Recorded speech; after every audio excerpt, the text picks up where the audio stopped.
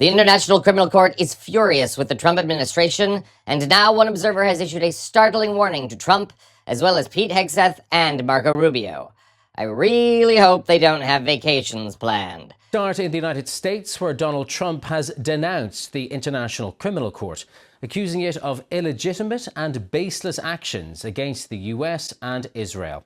In an executive order sanctioning the court, he said it had abused its power by issuing arrest warrants for the Israeli Prime Minister Benjamin Netanyahu and his former defense minister Yoav Gallant.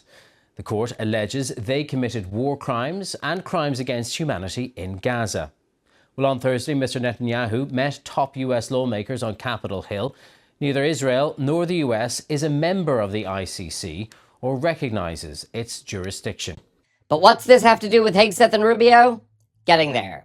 First, it is important to note that following the ICC's arrest warrant for Benjamin Netanyahu, Trump tried to attack the court itself. U.S. State Department announced new sanctions on 4 ICC officials on Wednesday.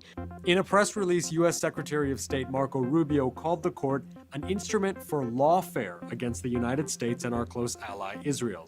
Lawfare meaning using courts to attack. He also called it a national security threat.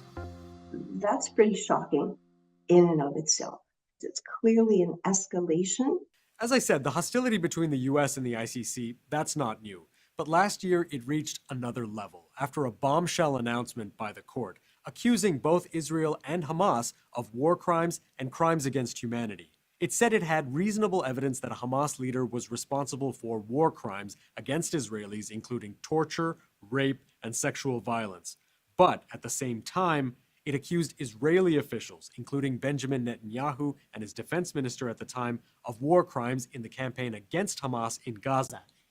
So, in summation, Trump hates the ICC because, like any rational court, it tries to hold him responsible for crimes and does not appreciate him trying to intimidate its judges.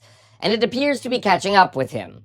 You'll recall that over the past month, the Trump administration has begun bombing boats originating from the country of Venezuela. The most recent attack came last week, in which the bombing killed all aboard.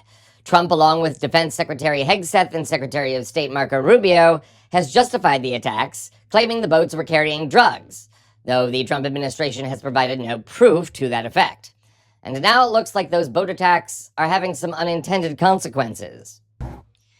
In a lengthy new essay written for the Wall Street Journal and reported on by The Raw Story, conservative George Mason University Scalia Law School professor Eugene Kontorovich points out that Trump is committing the same war crimes as the Philippine President Duarte that got him arrested by the ICC earlier this year.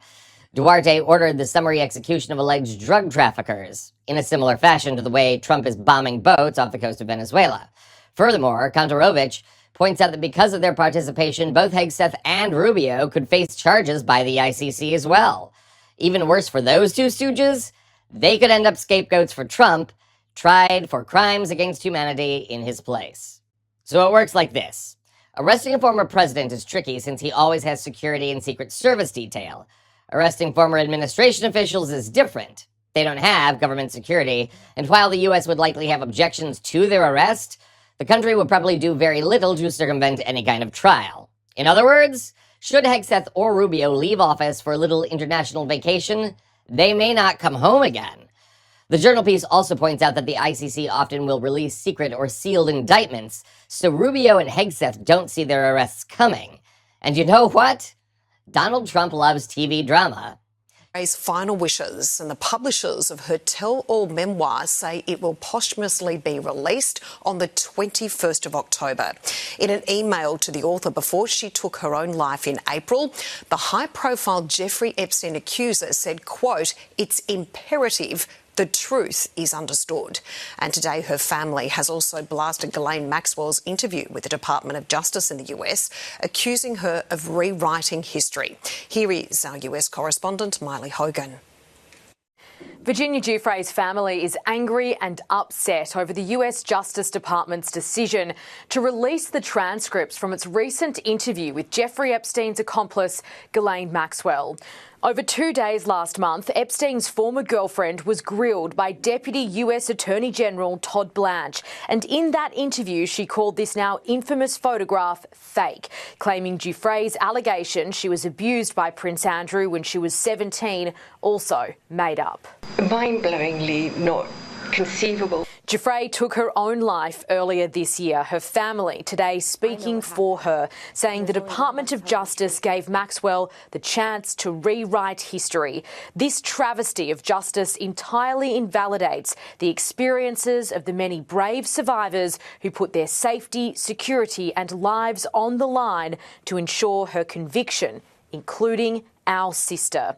Maxwell is serving a 20-year sentence for sex trafficking. She maintains her innocence and is seeking a presidential pardon. More of Giuffre's story is set to be told later this year in a tell-all memoir. Her publishers saying she finished the manuscript for the 400-page book before she died. They've released an email Giuffre sent before her passing saying that it was her heartfelt wish the book be released regardless of her circumstances. How close was your brother to Donald Trump? They were very close. They were good friends. Jeffrey used to sometimes tell me things that Donald said that were funny. I know Donald was in Jeff's office a lot back in the 90s. It's documented that Donald flew on Jeff's plane a number of times. I don't know if they ever checked, but I know Jeff flew on Donald's plane also. I don't know if they've ever looked at his flight logs. And they were good friends.